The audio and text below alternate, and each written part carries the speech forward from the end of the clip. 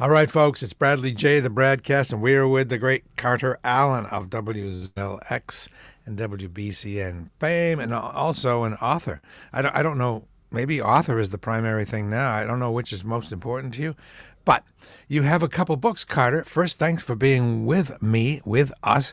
Remind folks about the books, and I understand that they are sold out, but they can be had somehow. Yeah. Well, hi, Bradley. Always great to be with you. Great to see you, my fellow compatriot at WBCN back in the day. So I wrote a book about WBCN, Radio Free Boston, and that is currently out of print, but there's still copies on Amazon. They still have an inventory there. I wrote a book called Decibel Diaries, which is my favorite 50 concerts. That's out of print. The publisher went out of business, and so I'm getting that all sorted out. It takes a bit. It's kind of like a band that has an album. Their record label contract goes out, and they have to figure out how to put it out again. So that is out there. I would send people to eBay. I know they think, well, you're not getting any money from a resale. That's okay. I mean, I wrote the books mainly for fun anyway. And the YouTube book is still out there. You can get a copy on Amazon or lulu.com. They print to order. A download is always available instantly. And then I also wrote a book about Dinky Dawson years ago, which is it's a hard to find item. So if you have to pay $150 for it, it's worth it because it's hard to get. I remember Dickie Dawson from the channel, and That's the guy. he's always very cool, and he would share his thoughts freely.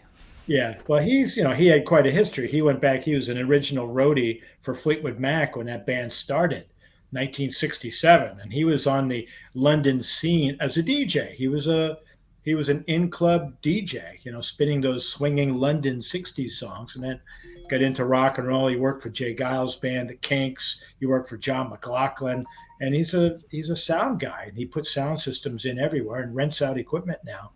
And that book that I wrote for him, the Amazing Rock and Roll Adventures of Dinky Dawson, he's actually putting an audio version of it together, and actually has Mick Fleetwood, who wrote the forward, actually voicing some of it. So yeah, Wow. that'll be coming up in the future. Dinky will definitely let the world know. Now that you're more efficient in your radio job, you have a little more time. Any thoughts of writing another book, or is that just too much work? Of course, it's more work than anyone realizes by Yeah. far. Are you going to quit while you're ahead, or what? I just, for a long time, I really relished not writing a book, finishing a lot of things around the house that I needed to do. Um, but I kind of really would like to write something again. But the hard part for me is coming up with something to write about. I have to write about something that's going to, you know, drag you away from your day to day chores and get you up early so you can get a lot of work done before your day starts to catch up with you. Right. I mean, I'm usually good at 5 in the morning and writing for about 4 hours, and then things start happening, and I have to deal with it. Um, so, in the choice between writing a music book, another music book, I mean, I've got a really good idea, which I started working on, and or developing a novel from some ideas that I've had in the past. So yeah, I'm kind of getting around to the point where I really have the itch to write another book. Novel's It's really hard, I guess, right? Writing writing. dialogue you can get lost in and not feel the writer is super Yeah. difficult.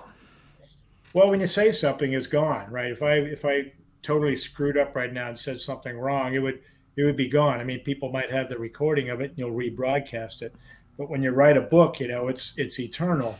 But the advantage is you can go over something again and again and massage it. I Hmm. mean, there's a danger in that too. You could like rub out your original, edginess and massage it to something really average.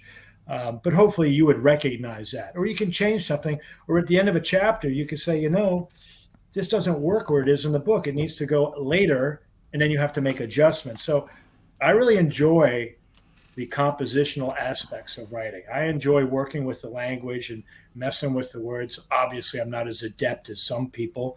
Of course, we could say that in any business. There's always somebody better than you. I'm no Stephen King, and no, but I really do enjoy the writing. And the books that I write are not going to be New York Times bestsellers, so I'm really kind of doing it for fun.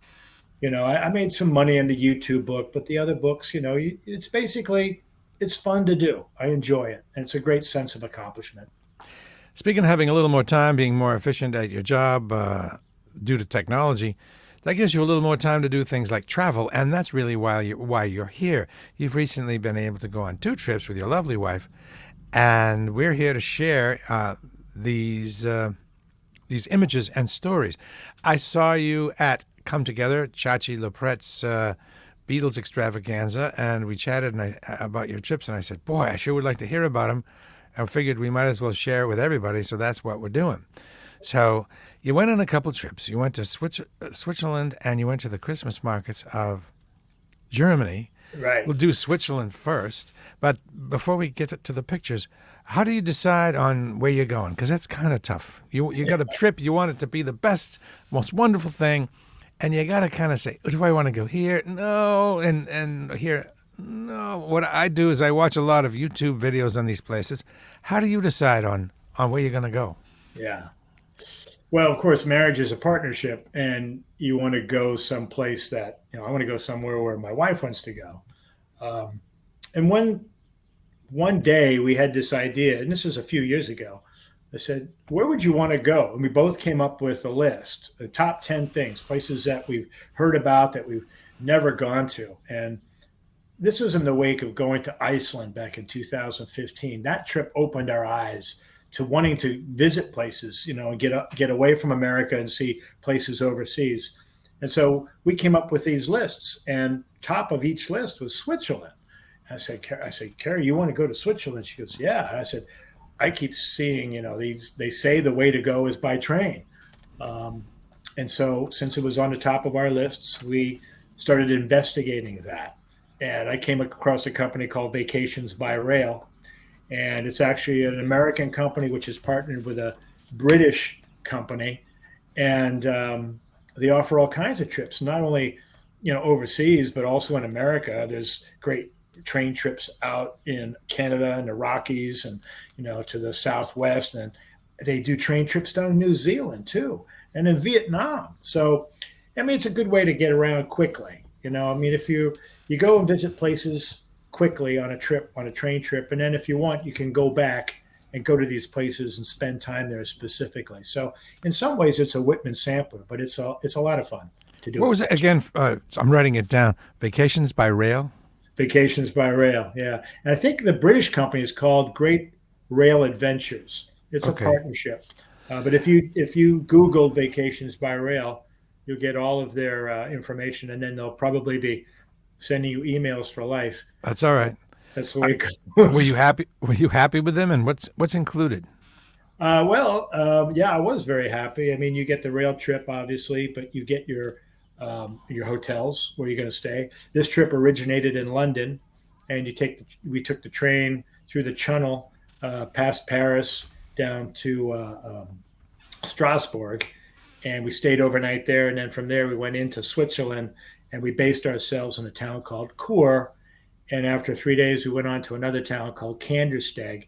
And in their case, you get a certain number of meals, almost all the meals, actually. You get your hotel stays, you get the train trip, and you get the, if there's any, excursions, that stuff you do extra on your own. Okay. And you book your own flights, though, which I like because I don't trust travel companies to give me good flights. I'm afraid they're going to give me flights with 2 legs or long layovers. So I'm kind of glad to book my own flights.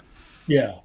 Well, a couple of our trips, we actually use overseas travel companies, British companies. And so all the trips originate from England. So you have to get there. Right. So yeah, I agree. And if you book far enough ahead, you can get really very reasonable flights. I happen to like JetBlue as opposed to we flew British Air, American. I found JetBlue to be a little bit better in price, and as far as getting your bags on the plane without having to pay extra for it. Okay. So let's do this. Let's show some photos and have you tell us about them. So you got to England. Where does the trip begin? Does it begin in Chur, as you mentioned? Well, you take once you get. I'm going to get to photo number 1 here. Okay, that's yeah. So we're traveling on the Bernina Express, which is a narrow gauge railway. That's the Bernina Express, and it goes from Chur, Chur, down to Pachiavo, which is in the south of Switzerland. I mean, there's a couple different regions of Switzerland. There's a an Austrian Switzerland. There's a French influenced Switzerland, and this goes down to the Italian influenced. And you know, the Switzerland that you have in your mind are these gingerbread type houses, and Heidi, the movie, that sort of look to it. But you get down to the south of Switzerland, it really looks like Italy, and it's really cool to go through that change. But the scenery you go through, drive, but the scenery you go through is just breathtaking. You go through the Bernina Pass here, and there's glaciers all over the place. And incidentally, these trips are all available in the wintertime. A lot of people like to go in the winter. And you can see it in this photo at the front of the train. You can see that looks like a fence over the Yep. train. Hmm. That's a huge snow fence. And there are some of these passes, you'll see 20 or 30 rows of snow fences. And it's incredible how meticulous the Swiss are regarding the rail system. They are inspecting these trains all the time. I know some of their trains are cog trains. They respect those cog trains every day. Um, I generally have found the train system to be far superior to American rail. I mean, some of these trains you take, they go 150 miles an hour, and it's better than being on the Green Line downtown. Um, so you feel very confident and very safe taking the rail. So let me know when you want to change photos. I guess it's a good time. What do we see here? Well, I just wanted to show how the visibility you have from inside the windows. I mean, you can see everywhere, and since a lot of the scenery is up because the mountains are so incredible in the Alps, you can see far up. The only drawback is this particular time it was cloudy, which is, you start getting reflections. That's a hard thing to deal with, when you're taking camera shots and you Hmm. got a reflection. So, but that's it is what it is. But you have your tables, you have bar service. They feed you on some of the longer journeys. It's very comfortable, and you can get regular rail. You can also get first class. We were lucky enough to get first class in the Bernina, which was booked for us. Do you feel like the windows in this particular train, the Bernina Express, are bigger than? I believe there are probably trains, regular rail trains, that go on the same tracks and see the same stuff, but Yeah. they don't have big windows like this, right?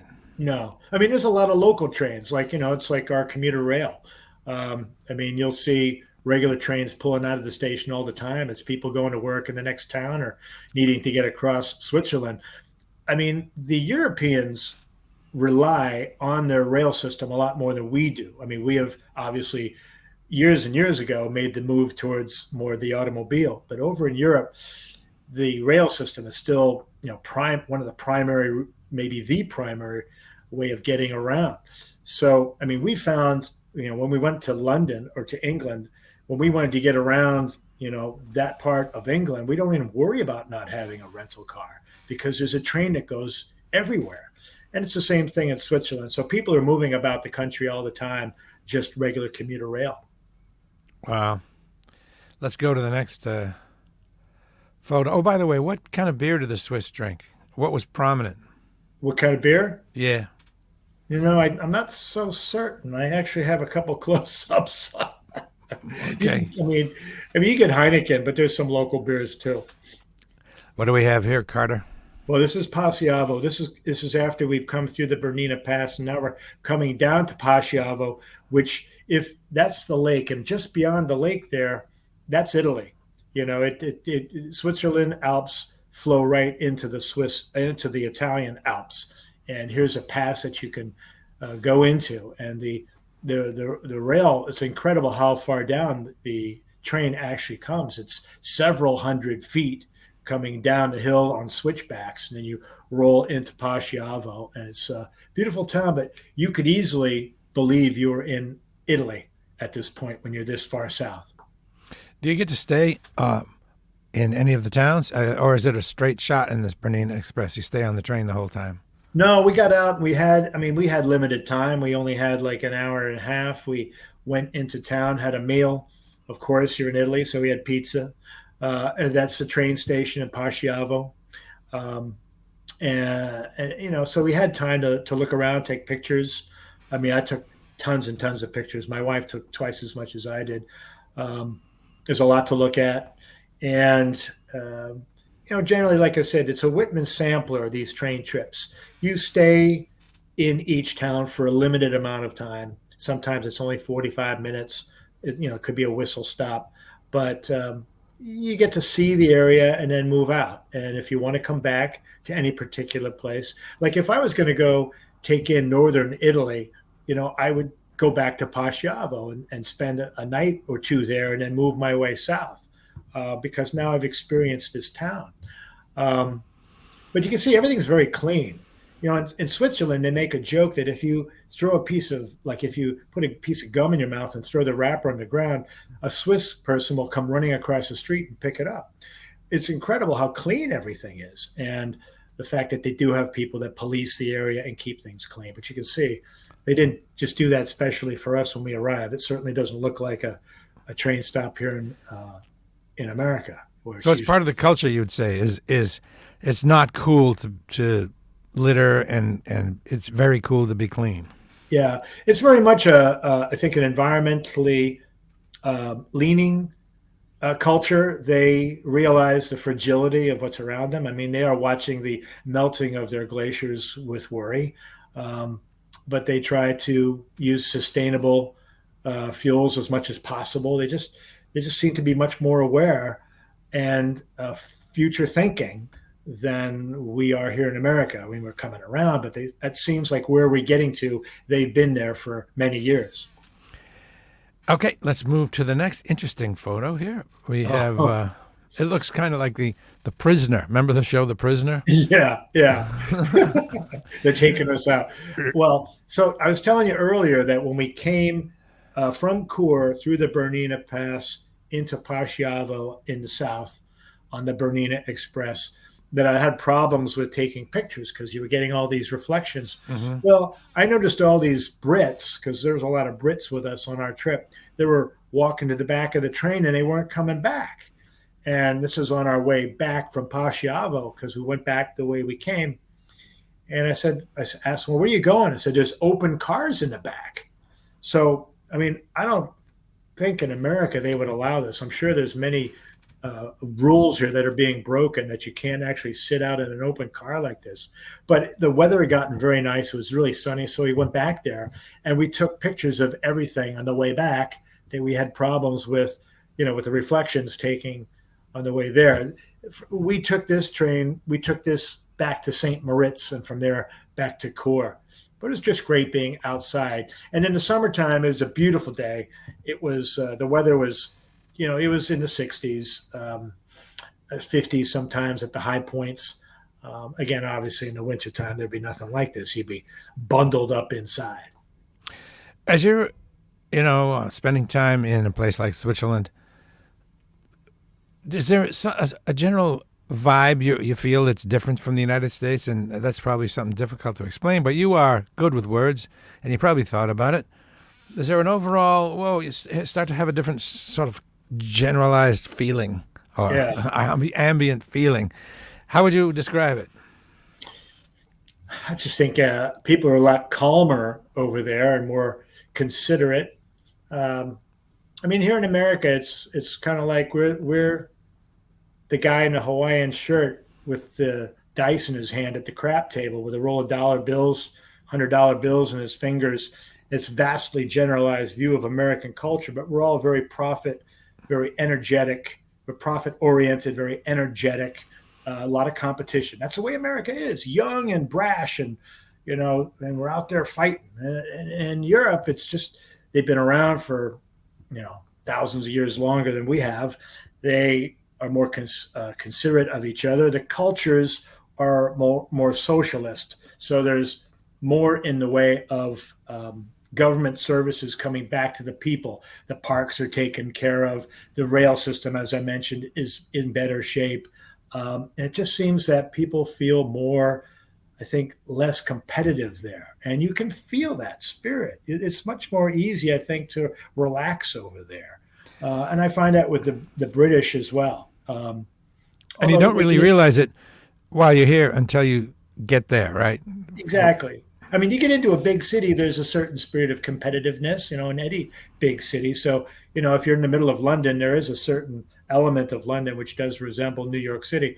But generally, I find the Londoners to be a lot more laid back, um, and they love to talk, which is great. All right. What do we have here? Okay, so we went back to Kor, and then we took a train to a town called, oh, excuse me, we took a train to Brig, which is a central rail hub, and we got on the Glacier Express, or as the Brits call it, the Glacier Express. They don't say glacier in England; they say glacier. We were corrected. And so the Glacier Express is just this wonderful ride down to Brig, and you go through um, the Oberalp Pass, which is this famous pass, takes you into ski country, and there's tons of glaciers. Obviously, the train is named after that. Big windows again, so you can take pictures. And we go out to Brig, and then came back. This is a wider gauge rail, but and you can see it's electric. But there was a couple of stops there, and we had a chance to really stretch our legs and take a lot of pictures. And you would love it because we're old skiers and we've been skiing, but here in the East, you ski and there's your slope in front of you, and there's 2 or 3 lifts going up. But you take the train into these towns, like Andermatt is this great town. The town's in the middle of this bowl, and literally there are gondolas and lifts going in every direction. And in the wintertime, you can ski anywhere. There's no set places. You can ski anywhere you want into town. You can go 3 miles that way and come back into town, 3 miles the other direction. It's I wouldn't even know what to do with skiing like that. It's because it blows my mind. You can go anywhere. Looks like the folks have seen something interesting out the window. Oh no, another train. It looks like is. What are we seeing here? Well, let's see. There's my wife in the background there with the blonde hair. She's trying to get a shot of something. I wanted to give an idea of the observation. They got the observation windows up top, and you can look up because so much of the scenery is so high, so you can take pictures up through those windows and out the side. We were going through the Oberalp Pass at that point, and I didn't put a picture of this in, but there's those snow fences I was mentioning, and literally on this slope is 20 or 30 snow fences going up, and you really lose your perspective as to how far up they go until we were looking. We saw this tiny helicopter, which is replacing one of the fences up there, because of the constant avalanche danger. In some of the worst areas, they actually have tunnels that are open on the outside that the train goes through. So if there is an avalanche, the snow will go over the train and off into the lake, which is right next to the train tracks. Now those things over the back of the seats, those are paper and they get replaced, right? What's that? Over the white things on the back of the seats, those are paper. Oh yeah. Yeah, those are for the every customer that comes in. Yeah, they're very conscious. You know what? If you've ever taken a cruise now, they have all these stations where there's misting stations where you can sanitize your hands. They have those on the trains as well. Oh, okay. Whoa. Yeah, and there's the Overall Pass, which is the famous pass going on the Glacier Express, and the views are just unbelievable. I mean, you find yourself taking so many pictures of the mountains, and you get home going, God, another mountain shot, and that's just an incredible picture of the Alps as you go through them. Speaking of incredible pictures of the Alps. Well, here, now, this is the Gornergrat Railway. You get out to Zermatt, and you get on the Gornergrat, which is a cog railway, which takes you up to 10,000 feet. And obviously, it is where you can observe the Matterhorn. And my wife actually took this picture. This is on the train going up, and this shows the altitude and the time, and um, it's a breathtaking journey. There's some pictures here. The next picture I think shows you the cog railway. Yeah, so you can see there on the to between the two rails, there's the cog that engages, and they inspect these trains every day to make sure there's no wear on the cogs. Um, and so we're on our way up, and it takes you up to 10,000 feet. And I haven't been to 10,000 feet before, and I consider myself pretty much in shape. I mean, I walk every day, but up at 10,000 feet, you still get a little winded. Didn't you go to Crested Butte? Yeah, that was like, I think, 6,000. Oh, I don't know, man. Okay, if you say so. 68? I don't know. Maybe, Maybe. maybe at the very top of the mountains was 10,000, but we never, of course, never went to the top. You're right. I don't know how high, but I do remember even there was difficult. Walking upstairs with ski boots was really difficult. Yeah. Okay, You're well, like, I love this photo. What's this? yeah, this is the Gorner Grat Railway. This is the summit. You come up to the station up there. That is one of their older cars, which is off on a siding. And if you were looking for the Matterhorn, it's not in this picture. The Matterhorn is actually to the left. And we listened to a local who said, because we took a train up mid morning, probably, let's say, 9 o'clock, 10 o'clock in the morning. And he told us, take your pictures as soon as you get up there, because the clouds roll in on the Matterhorn usually in the afternoon. And you could see when people were coming up in the early afternoon, because we stayed up there for a couple hours. The clouds were rolling in over the Matterhorn. Um, so one of the locals said, "It's the Matter without the horn," which is true. You can only see the bottom of it. Well, that seems like a spectacular trip, and overall, you're pleased with vacations by rail, Yeah, folks. this was Where a side. This is you get into Zermatt, which is Zermatt is it's one of them towns where in the wintertime, like right now, there probably be 10,000 people in town. It's all ski chalets and Airbnbs, and it's a thriving, crazy town in the winter, and it's much less filled during the summertime. But there's still a thriving tourist business in the summer. People are. I mean, there's another photo coming up where you'll see people waiting at the stop to get a train down. There's a lot of people up there on top. was that That one? one, right, yeah, Yeah. right there.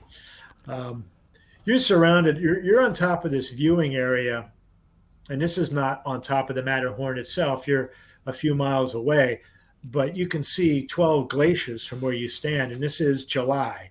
So imagine what it would be like in the wintertime. Um, and their trains, they are probably the best in the world at removing snow. Their trains run 12 months a year. So they're going up to the summit of this mountain, even in the middle of winter.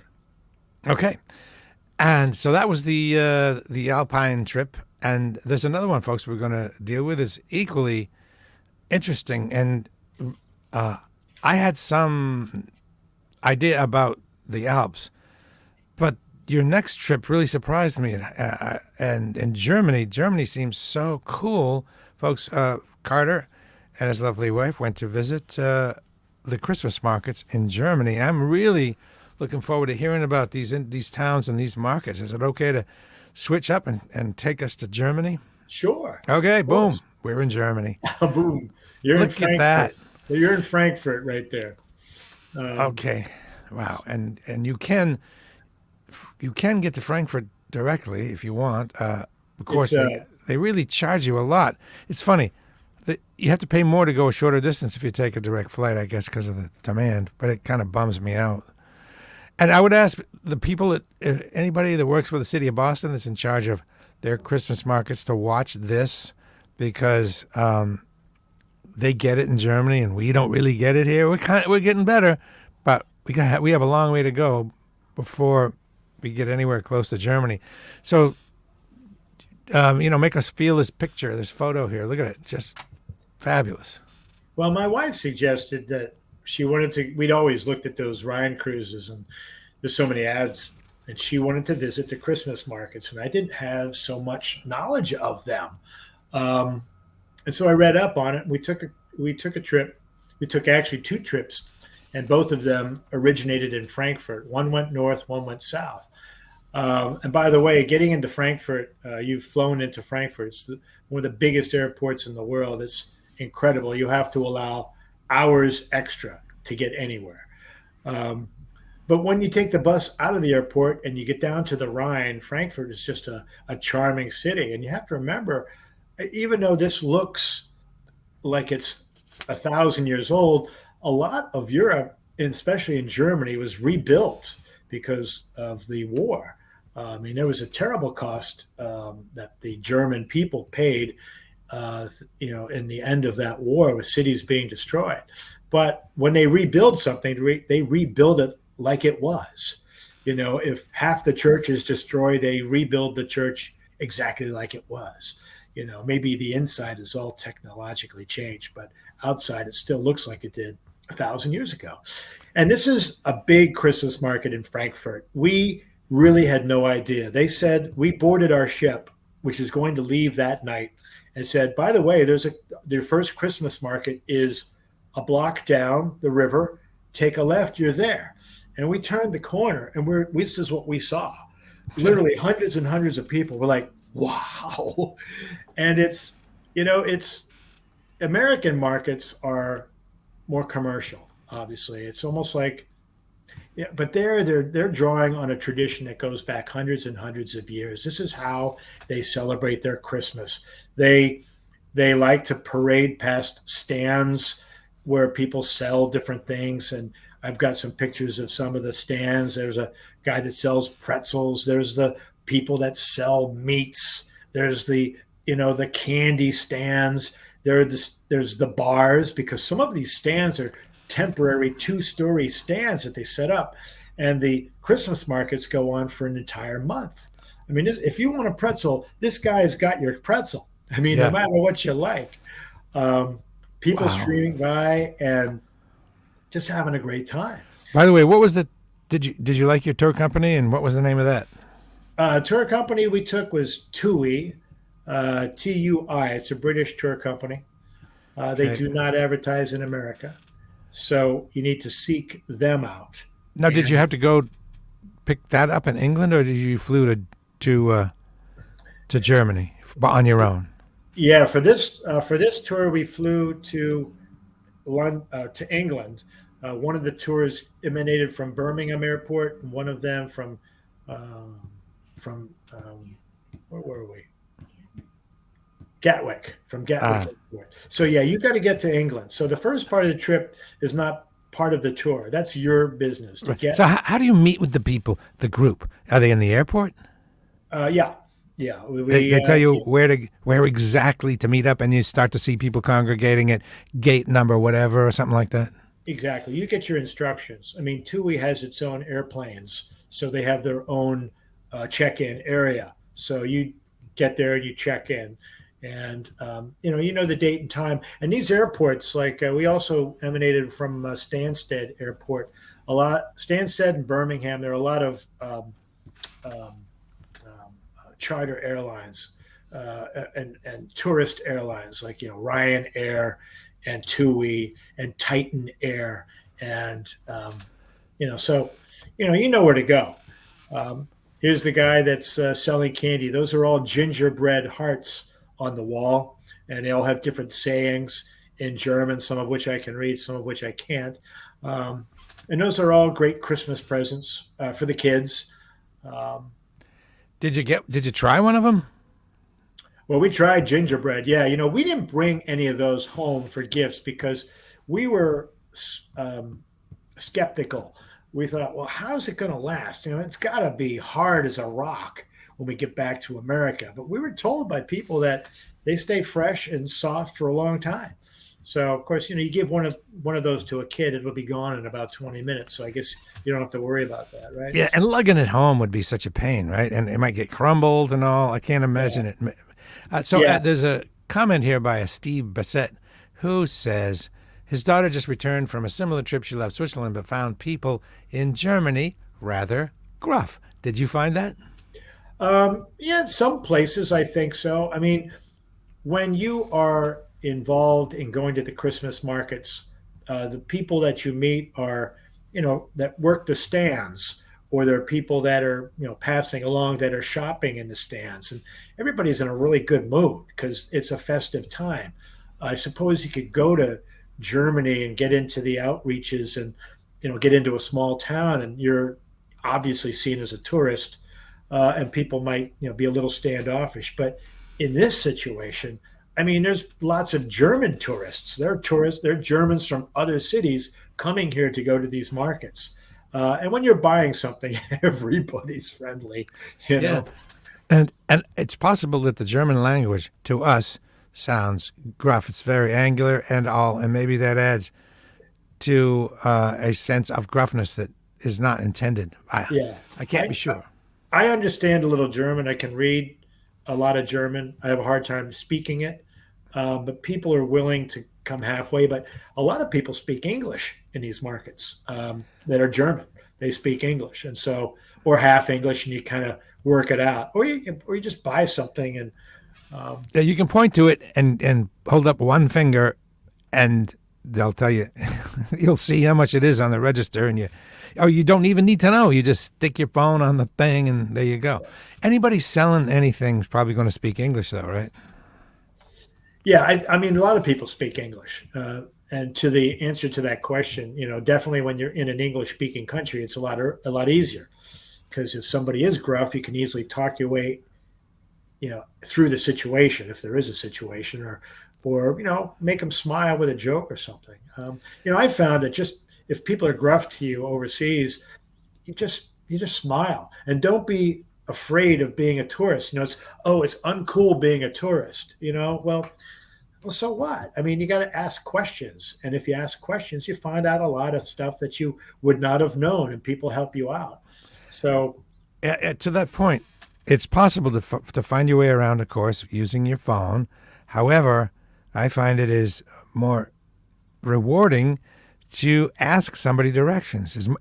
I think the more interaction you have, the more rewarding your trip is. And asking directions is kind of fun, even if you don't, even if you have to ask a whole bunch of people. Even if you just have them point in the general direction because you don't understand the language. Hey, I right. have a question about all these sausages, et cetera, et cetera.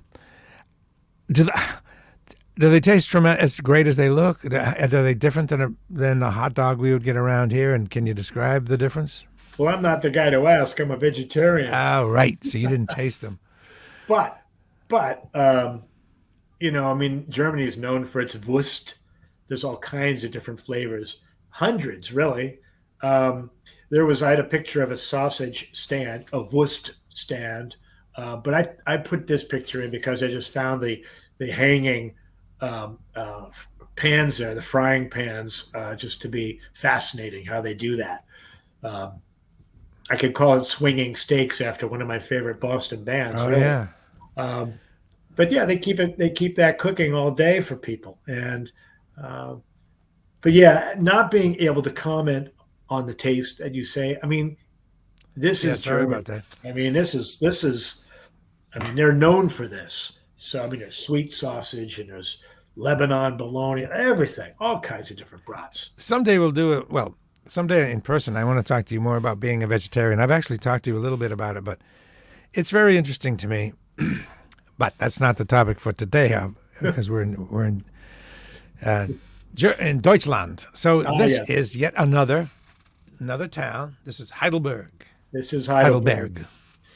Heidelberg. Heidelberg was actually an excursion. We go to, we're on the Rhine, and we actually got an excursion by bus to Heidelberg, which is about a half an hour away. And they had some markets. We did a tour of the Heidelberg Castle, and then we went down below and went through, the market down below.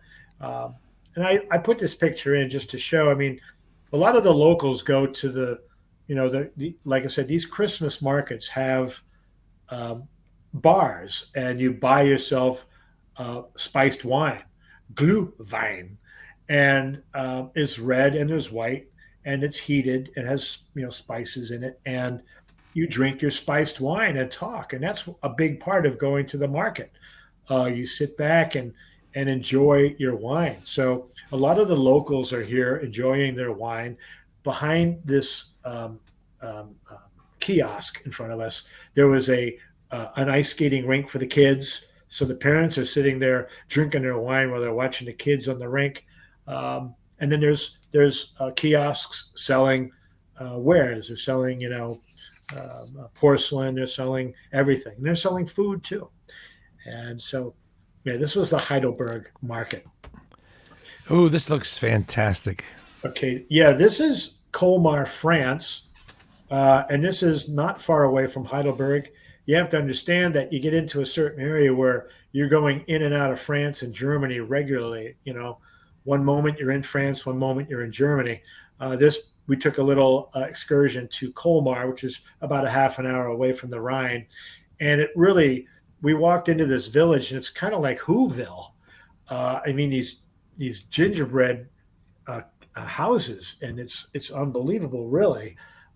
This is like the kind of, I don't know, magical Christmas you see in your kids' books when you're growing up, and it's actually the way these people live. And they call this is how they grew up, and they do this wonderful Christmas market, which just kept going on and on and on for blocks. And then all of a sudden, we ran out of time and had to go back to get our bus. And so now this is a place that Carrie and I want to go back to, Colmar, France. Is the entire town like this, or is this just a small center that is this charming? In Colmar, it's a small part of it. Well, it's a big part of it, but there is a whole um, um, a commercial part of town where there's offices and businesses, and then you turn the corner, and they've transformed it into this village with all these German booths and kiosks, for lack of better terms, where people are selling things, and they're selling their spiced wine. All right. And Okay. speaking of spice wine, look at who we have here. Oh, that's my lovely wife, Carrie. And I have a glass of white spiced wine, and she has a glass of red spiced wine. And we have some crepes that we're eating. Of Oh, course, you're in France. Get a crepe when you're in France. It's a Grand Marnier crepe, and they don't skimp on the Grand Marnier. Gotta love really? that. So crepes is the thing if you're in France.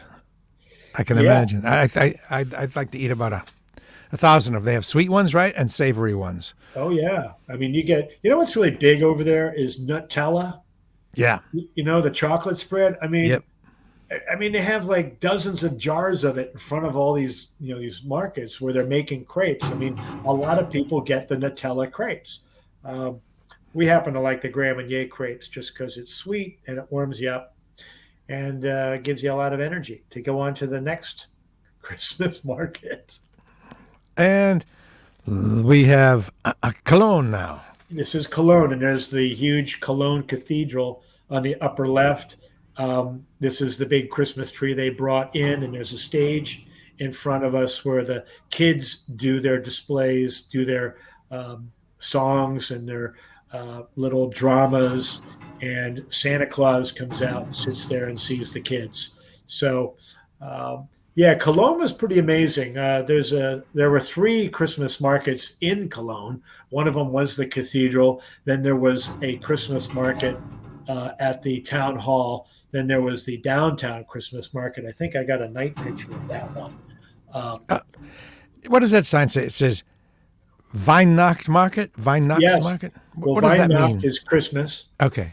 So Weihnacht Mark is Christmas market. Merry Christmas is Frohliche Weihnacht.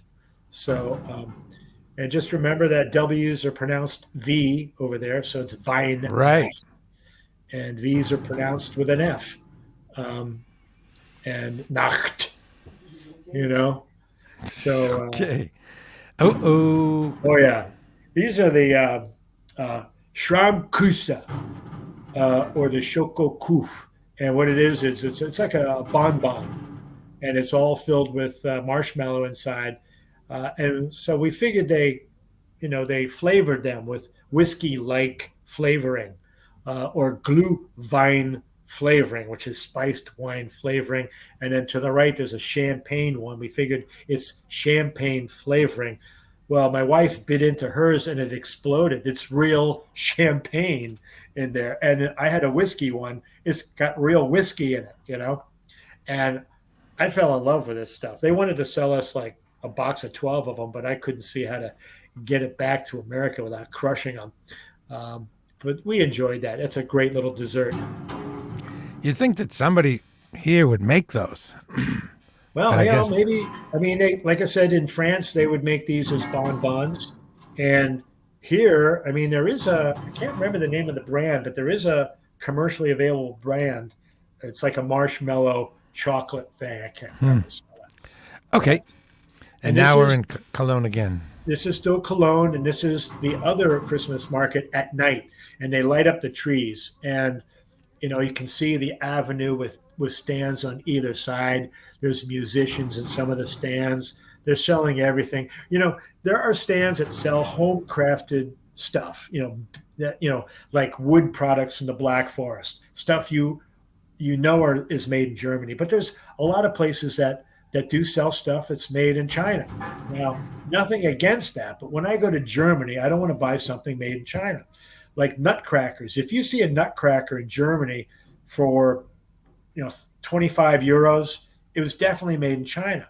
If you see nutcrackers that are 75 to 80 euros and you check, those are the ones that are made in Germany. Those would be the ones I think you would want to get if you go to Germany. So there's the more commercial people, and there's some companies that have stands in each market, and then there's the home artisans who make their own crafts that display them. And those are the kind of people that we kind of like to go to while you're there, to see the local flavor. Well, I got to tell you, Carter, this is fun doing this with you. When we came up with this idea, I thought, it'll be okay, but this is really, really working out very well, especially because you're so good at it, at describing things. And here we have Cologne again.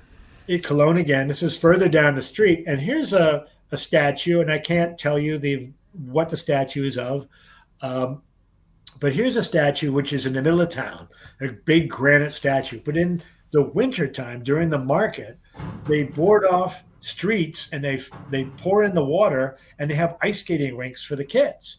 And these ice skating rinks, in this case, went for a couple of blocks. And there's kids that are, skating around, and then they've got the bars, these temporary bars that they erect, and one of them was a 2-story bar, and you actually have an observation platform. You can look down on all the kids and the people skating, and it's really funny because sometimes you get like a couple of guys that were like drinking at the bar, and one guy's a really good skater, and he convinces his buddy who's never skated, hey, you can do that. And they go out there, and it's just endless entertainment watching these guys fall.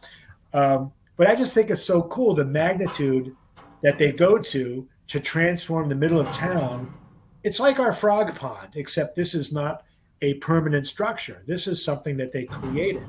And I didn't have enough photos to show it, but and part of this ice skating area, they actually set up curling lanes. And over there, curling is kind of like our bowling. And they put lights underneath the ice, concentric lights. So if you don't know curling, you don't know what I'm talking about. But if you watch the Olympics and you watch curling, it's really cool to see people getting out of work, going down and doing curling matches with their coworkers. It's pretty cool. Yeah. So, a couple of questions. You may find one of them goofy, but do you think, if you're like me, when you go somewhere, you're always thinking in the back of your mind, could I live here? Could I live here? Could I just pack up and live here? Could you? Do you think, you do your job a lot of times remotely. I mean, if you can do it remotely from where you do it, why couldn't you go all the way and do it from here? I have a friend who lives a month at a time and does her job from now Mexico City. Have you ever given thought to like all the stuff we don't think about that we would be giving up moving there? Have you thought through this seriously? Like, what do you think? Could you do it? Yeah, I think I could, given certain circumstances. I could do my job from anywhere if I worked remotely. We've thought about London. We love London, but it's an expensive city, like most big cities are. We happen to love towns in Switzerland that we saw that I could live in. You know, and who knows if you could live there for a long time? But you'd never know unless you try it, right? Right. I fantasize about the possibility of living in Europe. I really do. There may be a lot of nuanced things about living here that we can't think of, and you would only miss them if you'd been there a while. And you wouldn't have to completely like become a citizen. You could live there 6 months and here 6 months or something like that, right? Yeah, I don't know the rules. I mean, Tina Turner lived in Switzerland for a long time. Eventually, she discovered that she loved it so much she became a Swiss citizen. So, I mean, there's always that possibility. But yeah, you can still keep your American citizenship and live abroad for a certain term. I don't know how long. Um, I'm sure you have to extend visas to stay in a country. Yeah. If you're staying there that long, I'm sure. Um, Obviously, you don't have to worry when you're just visiting for a week or two, but I'm sure you can get an extended stay visa and stick around long enough to see if you really like it. Yeah. Um, it'd be really cool to experience another culture in depth, like really immerse yourself in it. Right. Because, like I said, this trip is a Whitman sampler. I have impressions of the culture and the people, but you only really discover the depth of it if you stay there for an extended period of time. Well, Carter Allen, thank you so much for taking the time to send me these photos and taking the time to give us a really cool rundown of what your experiences were. I'm really very pleased with this. Thanks so much. Oh, Bradley, my pleasure. It's fun. I was a little worried, when you show pictures for the family, everybody starts to get bored after you get past 50 or 60 pictures, and so we kept it short, and it's fun to look at these pictures again. Now I want to look through all of my pictures, but it was a good time. I recommend the Christmas markets in Germany, and the Swiss rail trip is just incredible. Will says, great show, super photos and comments. I agree. And folks, if you're out there, do me a favor and share this. That would be a big, big help for me. Carter Allen, thank you so much, and I look forward to seeing you soon. Bradley, I love you, man. You take care. I love you too, and we're ending now. You'll still be here, but we won't be live, but we're still live now.